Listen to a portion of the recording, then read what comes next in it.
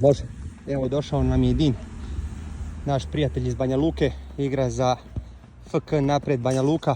Došao nam je na jedan individualni trening, ovdje će biti sljedećih mjesec dana, tako da ćemo trenirati 3 do 4 puta tjedno i Din će zasigurno doći u punoj smrevi i fizičkoj i mentalnoj na svoje treninge u klubu koji ga očekuju u 8. mjesecu.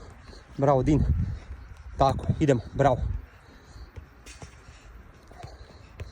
Odlično, to, tako. Slobodno ovdje gdje su skillovi, slobodno imate maksimalnu slobodu šta god želite. Tako je, idemo. Hop, tako.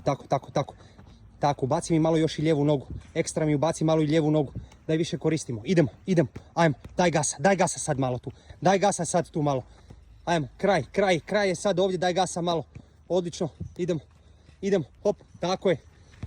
Dupli pas, pripremi se za udarac. Još, završi.